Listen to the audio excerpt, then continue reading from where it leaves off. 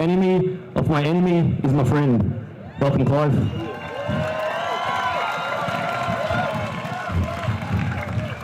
Well, firstly, let me say I'm not vaccinated, and I don't intend to be vaccinated.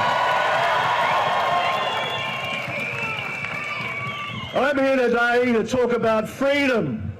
Freedom, freedom, freedom, freedom, freedom. No politician can take your freedom.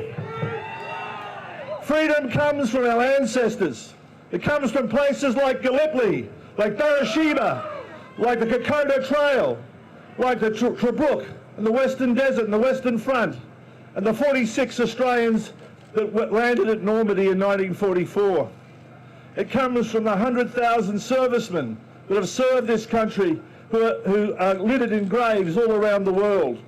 The graves of young Australians who have answered the call for freedom are littered in the cemeteries of Europe, Asia and around the world. At this challenge and at this time, we can do no more than what they did for our country. No task is too difficult. No sacrifice is too great to defend our democracy and what we've got in this country.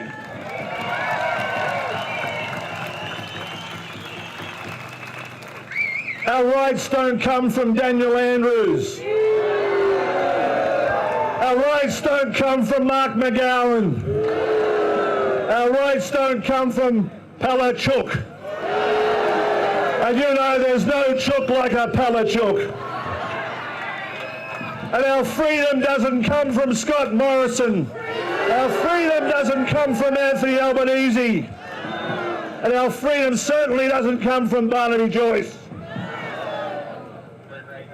The Queensland Police Commissioner has given exemptions from her direction that all police be vaccinated to 196 commissioned officers in the police force. 196. They wouldn't be vaccinated, but the normal police, the normal nurses who don't know about this, can be vaccinated. They can be the fodder of the executive of the Queensland government, and they can be the means by which Pfizer and other multinational companies take our national wealth and destroy our country.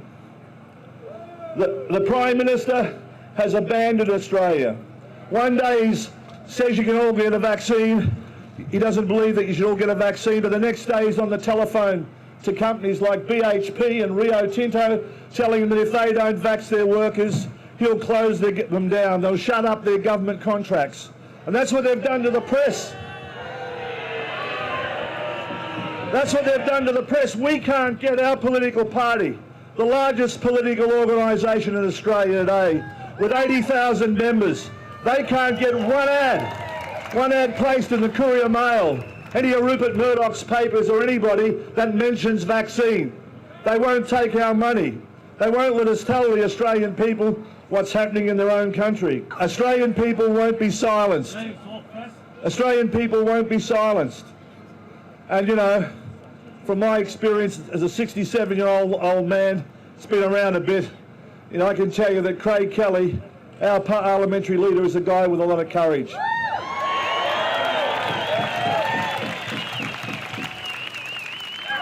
That he's fair dinkum, that I'm fair dinkum, that every waking minute that I have between now and the next election will be devoted to making sure the government of Australia changes, to make sure a new government's formed that can give help to the people and stop what's happening in this country. I know Craig says that, I know all our party members say that. And I'm very encouraged today because courage is one of the rarest commodities in politics. You, in coming here today, ignites a fire of courage in the community. And the glow from that fire can be heard around Australia. So that once again, that we can be all we should be, free and independent.